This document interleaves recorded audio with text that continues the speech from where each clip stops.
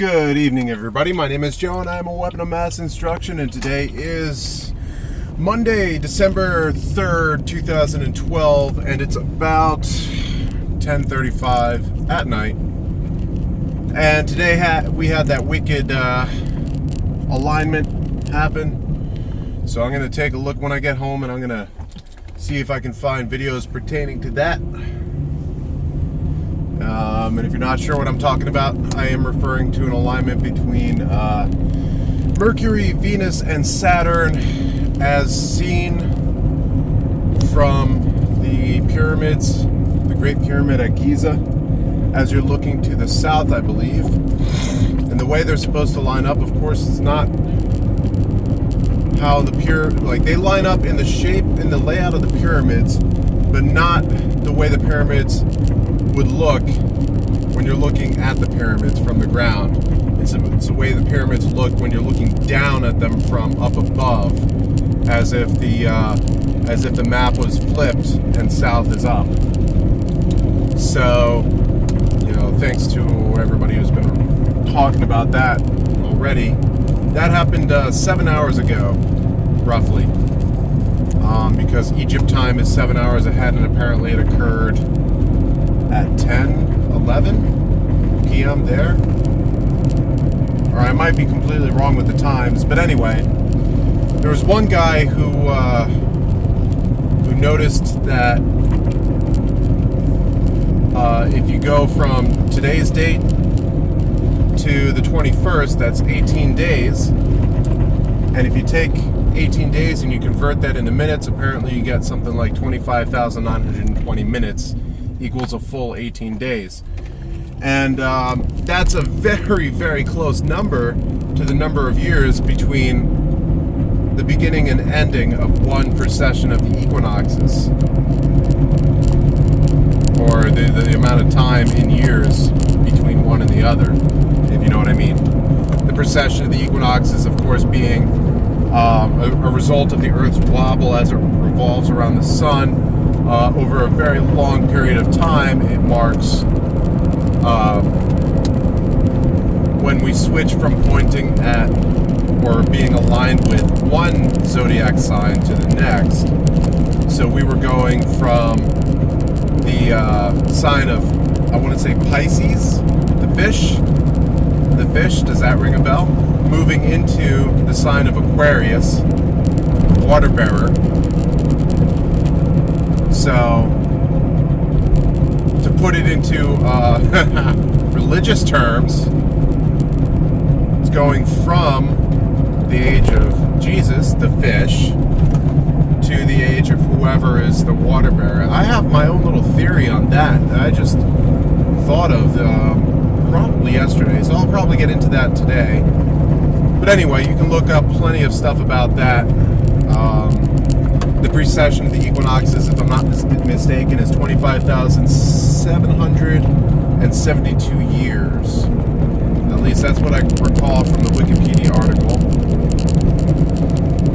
But if you take that number and you subtract it from 25,920, you get a difference of 148.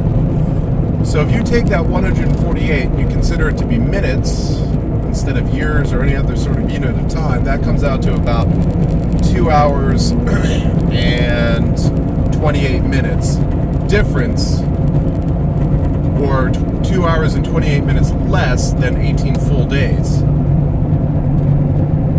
You see what I'm getting at? So if you take the exact number of years of a precession of the equinox and you mark that as minutes, going from the alignment in Egypt today to the 21st, that brings you to roughly, let me see, 7:59 or 8 o'clock p.m. I would not be surprised if it turns out to be 8 o'clock p.m. exactly. Egypt time. Eastern Standard Time, we're 7 hours behind them, which means it would be 1 o'clock p.m. So 8 minus 7 equals 1, right? 1 o'clock p.m. And I have yet to actually take a look and see where, wherever the calculations that the Mayans did pertaining to all the calendar systems, wherever that took place, I would not be surprised if that turned out to be exactly one time zone behind us. Or roughly one time zone behind us. Which would make it noon or close enough to, a lot of people were saying 11:11 in the morning, but that would be their time zone. They didn't even have such a thing as time zones, so you would have to figure out exactly where their location is and see how many minutes or even seconds it would be to get from wherever you are to wherever they are, or were, I should say. Does that make sense? Because they didn't have any of these unnatural time zone demarcations back then. Time flows naturally, no matter where you are, and it's all subjective. And it basically is a result of your own perception of reality. Everybody's perception of reality is slightly different, so my perception of 1 second in time is different from somebody else's perception of 1 second in time, which is kind of mind-blowing. But at the same time, it makes absolute sense. No pun intended, I'm sorry. Because time does not exist. It's simply a manifestation of our lack of full sensory capability into the nature of reality. Which I've talked about before. Okay, so I've gotten that out of the way. As you can tell, this is going to be a rather long episode. I've got about 30 minutes to kill still between now and when I get home. So I'm just going to be rambling on. Next, I'm going to talk about tarot magic. I did a little bit of talking about tarot magic on my last episode. Excuse me. When I mentioned that death popped up so many times. All told, it happened to me twice now. And it happened to my sister twice, so that's 4 times death popped up out of 4 draws that I know of. And I haven't checked the comments, sorry, but I know there was one person, the only person who commented, I think, on that first video, at least when I saw it, and she said that she's interested in tarot. I don't know if she was referring to tarot magic or tarot divination, but I'm going to start going into my understanding of tarot magic and what I'm doing with it so far, and I'm going to keep doing that as I move forward and start doing more things with it. Why? Because it's something that's interesting to me. So basically, magic, what I understand of it is basically it's a method of channeling energy. Just like praying can channel energy, meditation can channel energy. Having a wicked imagination can channel energy. Magic is simply a way of tapping into that same energy source. That's what I understand of it. When you strip away all the religious, or, I'm going to go with religious. Once you strip away all the religious terminology, take away all of that baggage, that's really, praying is affecting your reality through tapping into energy by seeking it from an outside source. Whereas magic is seeking to do the same through yourself. You're tapping into the same energy, but you're not asking an outside source. You're basically doing it through yourself. And the reason why I got into tarot magic was because I'd been interested in the subject for a while now. I'd already gotten a couple of books on it. But when I started reading the books, I realized that it kind of requires you to go out and either make or buy all these like ritual weapons or ritual tools to do this. Like a sword, a cup, what's it called? A pentacle, a wand, need to have a room or a space set up that's all your own, that it's some sort of sacred place to you. Be able to have the space to set up a circle for protection and power, an altar, and basically, what it amounts to is a lot of money that I never had, or when I did have that money, I was more interested in getting things that were more useful to me on a day-to-day level. It required a lot of effort that really, I wouldn't say effort, but because I am willing to put energy and time into this, but it seemed to me that there was a lot of stuff that really didn't need to be there when it comes down to it, because you got all these stories about people being psychic, having telekinetic powers, powers of mind reading, and perceptions of altered states of like all sorts of different stuff, without these symbolic tools. Really, all they are is symbols.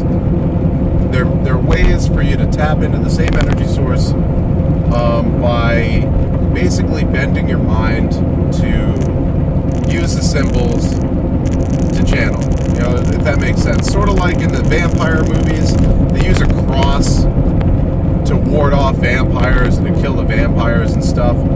All the cross is a symbol. It's a sigil. It's simply an object that they use to channel their thoughts and energy.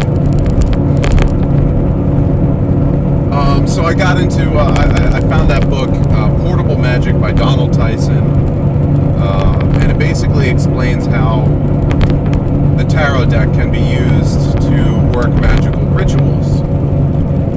The way he explains it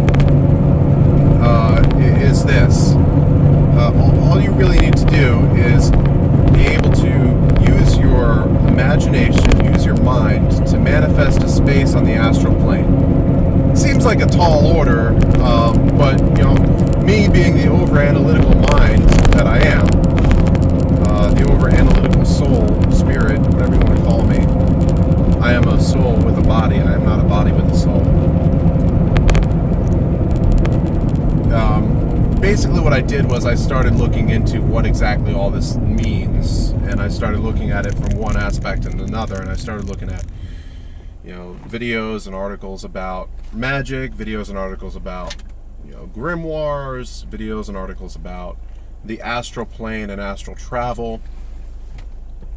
Pretty much what it comes down to is we all have the ability to get to the astral plane, and I think it's simply a way for us to understand getting deeper into the true nature of reality, going further past than simply this physical plane, and it ties into a lot of like my spiritual growth to this point. When I think about it, how many religions out there, and please don't send me a comment saying that your religion is not a religion, that it's truth, because it's still a religion. No offense, but yeah, there you have it. Your religion is special because it's your religion. Your spiritual belief is special because it's yours. It's what makes sense to you.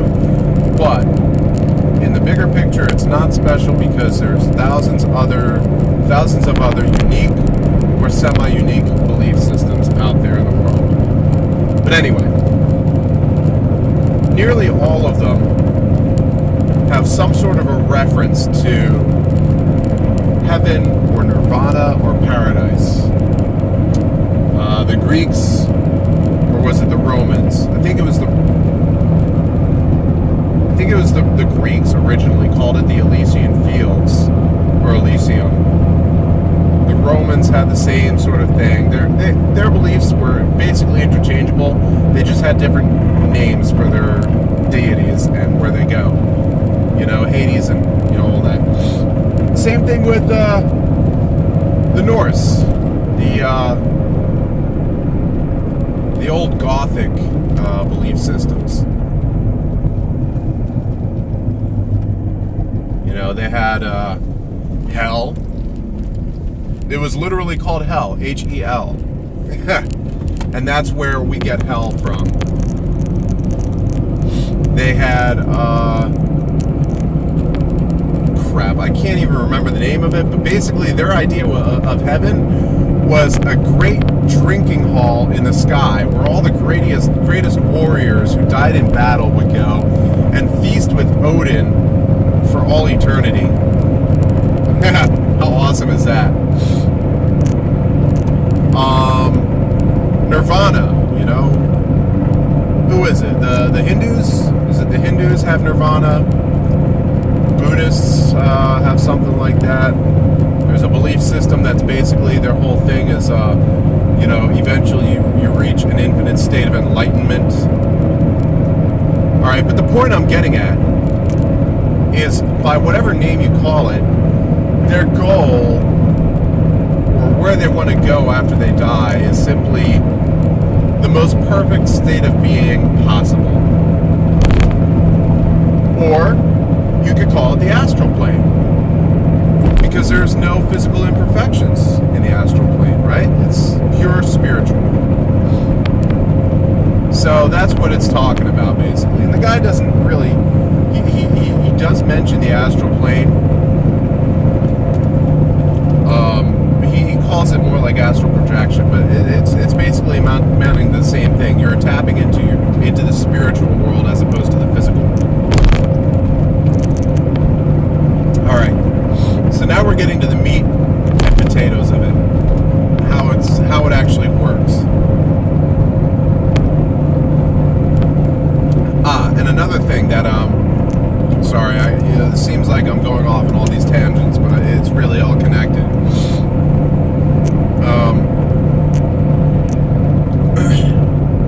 As I'm sure everybody is already aware of, the Order, you know, what a lot of people like to call the Illuminati, are fond of the saying, as above, so below. As above, so below. That's actually not the full saying. That's not the full quote. I can't give you the full quote right now, but it goes a little bit deeper than just that. And basically that comes from, if you want to pinpoint it as close as possible, apparently a guy named Hermes Trismegistos, or the thrice great king, or the thrice great Hermes. This guy was an Egyptian. Alright, so that's the geographic location of where this saying came about. And he is credited with having first said it. But he lived a long time ago, like 2,000 years ago. And there's a lot of references, if you look, to him and his Gnostic beliefs and his Gnostic research. Gnosis is simply Greek for truth, I believe. I believe that is it. Truth. That's where you get diagnosis and prognosis. But basically what it amounts to is it doesn't mean that the earth is a mirror of events. That's basically a degraded way of saying what is actually meant by that phrase. Really what it means is what you do in the astral plane manifests itself in the physical plane. And if you take it in that context, that's exactly what it is. And it's not, it's not the Illuminati who said it. It's not, they're working towards it. That's their whole agenda when it comes to everything that you see here, all this chaos going on in the world. It's their whole thing about bringing about their will from the astral plane to the physical plane, from their minds to the world. But anyway, I'm not going into that tonight. And it works on a personal level every night when you dream. You're basically going to the astral plane and you're doing stuff there. Which is why a lot of the times people say they had a dream that came true. Without even realizing it in their dream state. They were on the astral plane manifesting or helping somebody else manifest their will, or simply communing with the essential energy source that permeates everything. And the next day or 2 days later, or whenever they remembered that dream, they realized that it came to pass. Okay. So, I started doing these exercises, these magic exercises, to start conditioning my mind into existing on the astral plane while I'm conscious on the physical plane. Basically trying to be able to get to a dream state while I'm still awake. Which is possible, you know? Like really daydreaming. You know, you're kind of doing that. People that have visions while they're awake, they're doing that. That's another reference to the same thing. Except a lot of times people unconsciously decide to do that. And my objective here is to consciously be able to do that. Alright, so first, you gotta pick a tarot card that represents you. Now, a quick explanation of the deck. I'm using a standard Rider-Waite deck, and that's the same as the deck that this guy Donald Tyson recommends, because first of all, because it's so popular already, you know, you don't have to worry about how accurate your sources are as far as deciphering the meanings of the cards. Their symbolism. It's already out there, you know. It's not a very, it's not something you have to delve too deep into in order to figure it out. So the Rider-Waite deck, you can use, there's a lot of different ones out there. He recommended the traditional Rider-Waite deck with the traditional paintings or print, the pictures on the cards, because it keeps the original symbolism there. I had gotten one of the vampire decks, and that was actually before I started reading the book. All I really knew was I needed a deck of tarot cards. Lucky for me, I picked the right vampire deck. So it is using the standard Rider-Waite system, and it does keep the symbolism there, so I don't have to worry about that. And you really don't. Apparently you can use any tarot deck, and even though the symbolism is modified, once you figure out what it all means, you can get right down to the meat and potatoes again.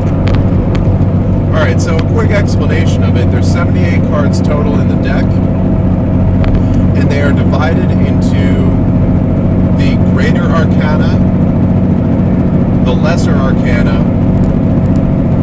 Alright, so that's the first division.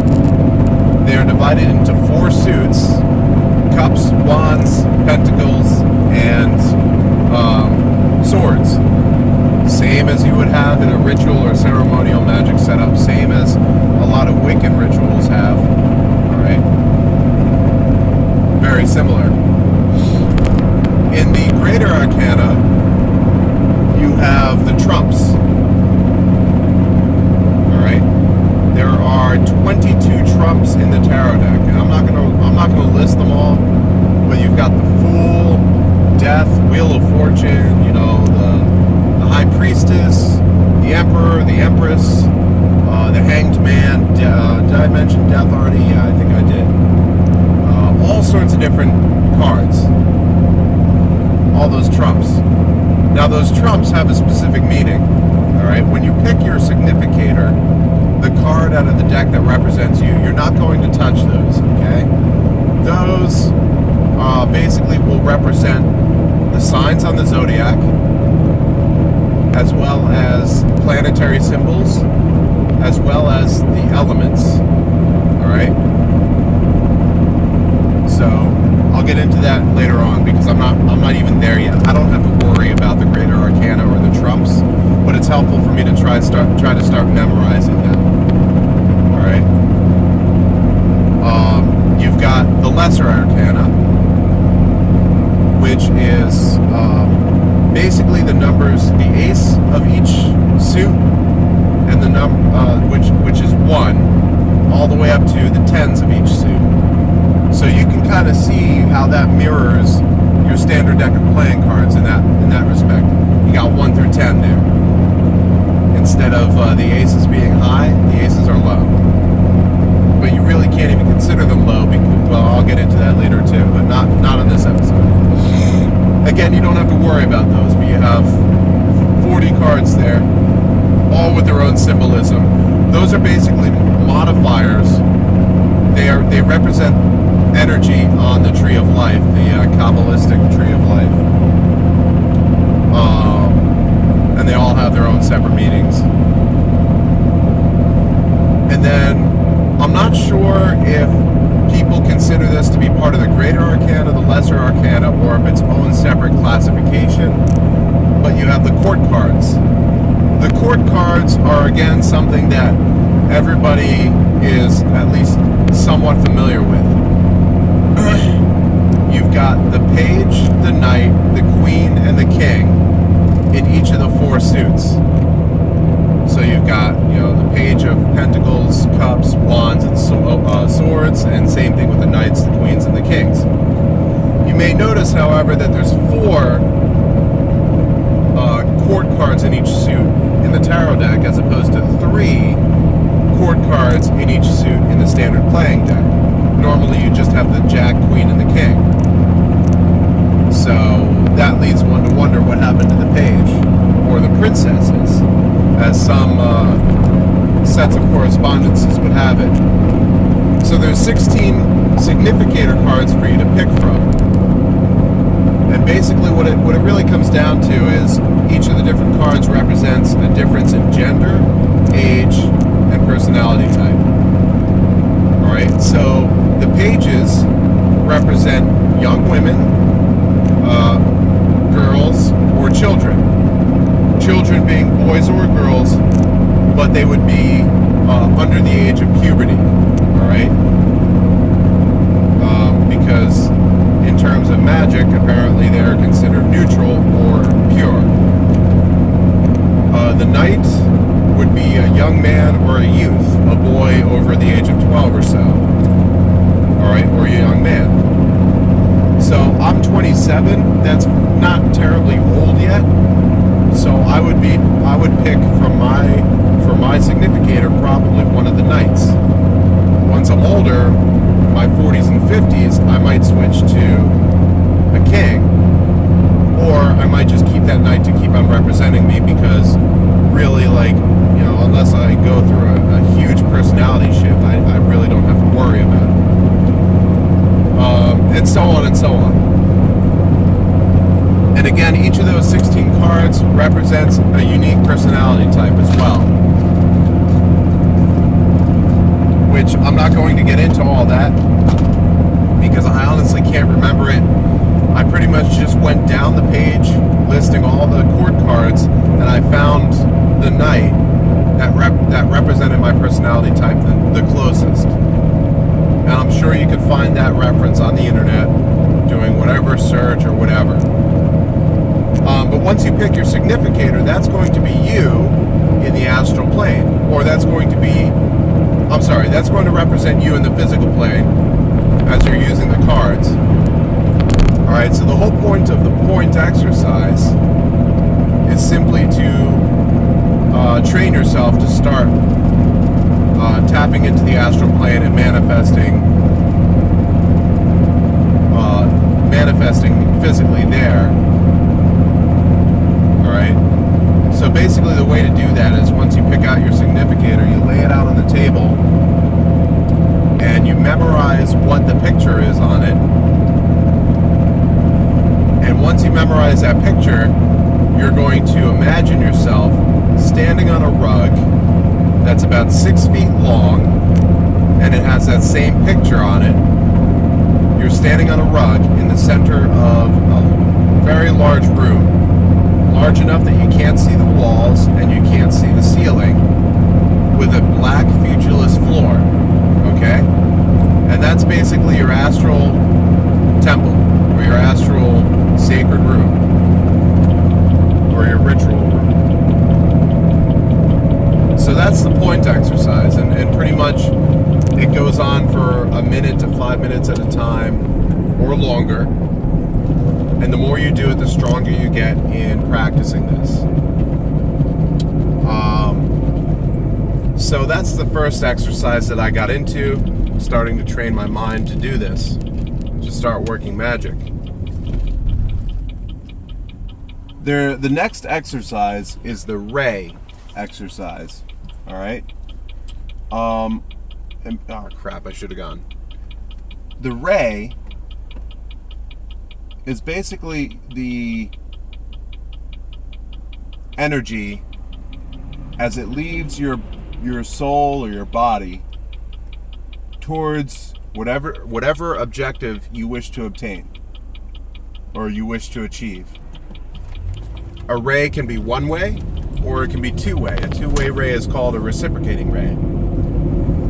And again, this is all my understanding of the book that I'm reading, okay? So the ray exercise will involve your significator as well as a significator representing a close friend or family member, somebody who is more in tune with you than most other people are. Somebody who will be more likely to react to your energy being sent to them, and would be more likely to contact you or tell you something about it, even though they may not be aware of what exactly just happened, than simply a general acquaintance. So you might not go with, sending energy towards your boss right off the bat. You'd be better off sending energy to your mother or father, brother, sister, boyfriend, girlfriend, wife, husband. Somebody who's very close to you, somebody who's more in tune to you. So, what I decided to do for this ray exercise was I found the significator that matched closest a very close friend of mine. I'm not going to say exactly who. Respect that person's anonymity because they don't really need to hear about this. But anyway, so I found that significator, and when I was getting ready for this exercise, you lay out your significator, then you lay out the significator of the person you want to reach out and touch. And basically you just need to put their card about a card length away from yours. Doesn't matter what direction you're facing, but your card is always going to be straight up and down, laid out flat on the table from your perspective. No matter where you're sitting, no matter which way you're facing, your significator should always be upright in respect to you. A good way to do this to help you visualize also, what the book told me, is that if your significator is facing one direction on the card, for example, if it's facing to the left or to the right, you're going to want to put the other person's significator on that side that your significator is looking at. Barring that, if your significator is facing straight ahead as if it's looking directly at you as you're looking at the card, and your friend's significator is turned one way or the other, you would place it so at least that significator is looking at yours. All right, pretty much it's basically a physical symbol, physical reference point for you to help focus your energy and channel your energy. And when I say your energy, what I really mean is tapping into the energy that permeates everything. But I don't want to say that every single time. So when I say your energy, I basically mean that. The energy. All right? The field. Let's call it the field. That seems to be a pretty good way of referring to it. I think the force is copyrighted, so I'm not going to use that. We'll call it the field. So you're going to start out by doing the same thing as you would do with the point exercise. You're going to start imagining yourself standing in your room, in your sacred space, on that rug that matches your significator card. Alright? Once you've done that to your satisfaction, you're now going to picture your friend or whoever that other significator represents standing on their own rug, on their own significator tower rug, okay? And they'll be standing, a good 10, 15 feet from you. Not too far, all right, but also not too close. All right? Once you've pictured that, you're going to tap on your significator card with your index finger. You're going to touch it. And when you touch it, you're going to imagine yourself raising your, doesn't matter whether you use your left hand or right hand. I always picture my right hand, even though I'm left-handed, for a number of reasons. Partly because it just feels more natural to me. But it really doesn't matter. You picture yourself using your hand to touch your heart, and when you do that, you're drawing out energy. Your hand is filling up with golden energy, okay? And then you're going to touch the significator that represents your friend or family member that you want to touch with energy. And when you do that, you picture yourself on the astral plane, basically casting or throwing that energy like a spear towards that person. And I recommend thinking about positive energy and love, because probably you're not looking to hurt anybody by doing this. So I always made sure to think of positive energy, happiness, joy, love, pleasure. All good things. Try to stay away from the bad things, because I don't want to hurt somebody just trying to practice, And that's your ray. If it's a one-way ray, if you just want to send it and that's it, all right, basically you're using all of your will to cast this energy. As soon as it leaves your hand and reaches that target, you're going to stop thinking about it. You're going to mentally turn away from that thought, and basically you're going to forget about it. If that's that, simply pick up the cards in the reverse order that you laid them out. So you're going to pick up your friend's significator first, and then your significator second, and shuffle them back into the deck. That's what the book explains to do, and it makes sense. In a way, it's partly for self-discipline, but partly also to basically dissipate any residual energy, any energy that's left over in the cards. You want to dissipate that as they go back into the deck. That's the point of shuffling them back in, as opposed to just resting them on the top. That would pretty much keep that ritual energy going until you change it. So that's probably something you don't want to do usually. In the case of a reciprocating ray, after you touch your friend's significator and you imagine that spear of energy going out, you're going to touch your own significator again, and you're going to imagine that spear of energy returning to you. Once you do that, simply imagine that spear of energy bouncing back and forth to your target, to your friend, to yourself, to your friend, to yourself, faster and faster and faster, until finally it can no longer be recognized as a beam of as a spear of energy, but it becomes a beam that is keeping you connected together. And that's something that you might do in order to, for example, maybe read somebody's mind, try to tap into somebody's thoughts and feelings, or empathize with them, or possibly see what they're seeing right at that minute. All sorts of different things that you could do with that. And that's what I did with the ray exercise.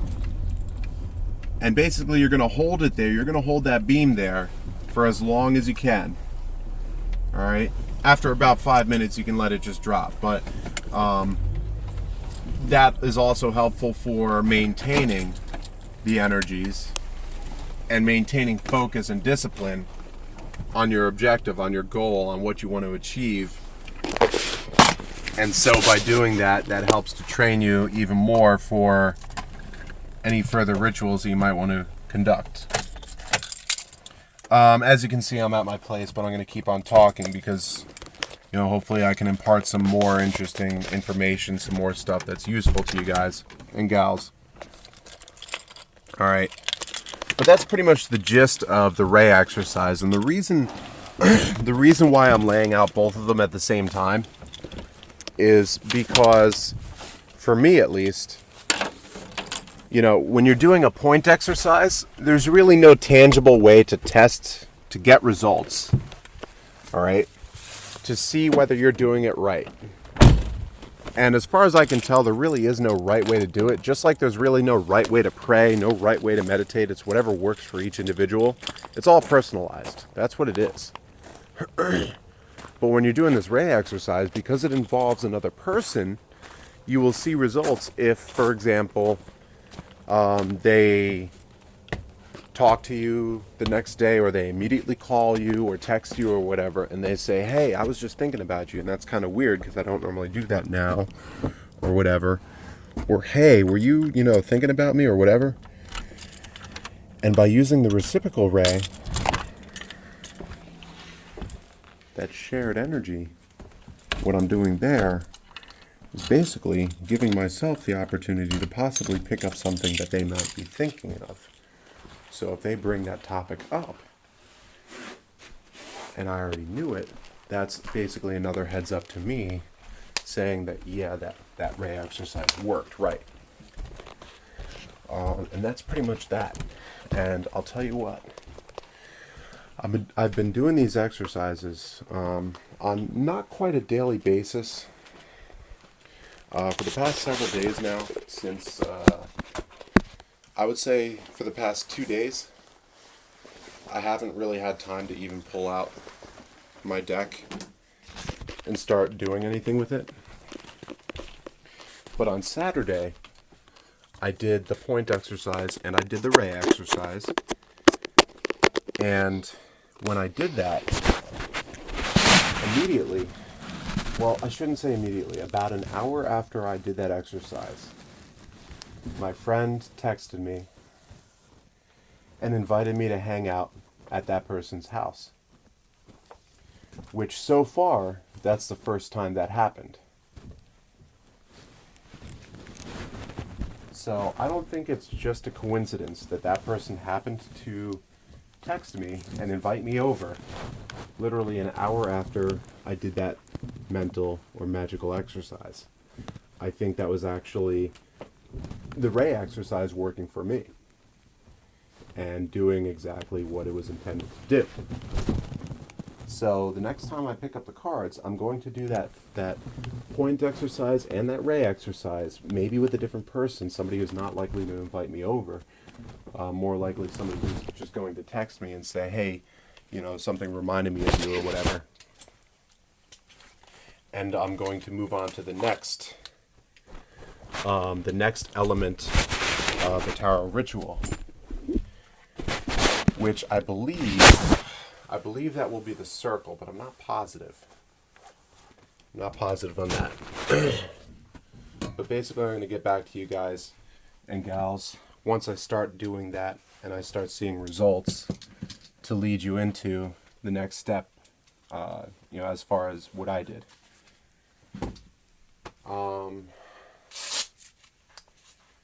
And darn it, I think I've reached everything I wanted to talk about today. I know it was a long episode, but there was also a lot for me to talk about, and honestly, I like talking about it, because even if only 1 or 2 people are really interested in this particular topic, somebody out there is interested in it.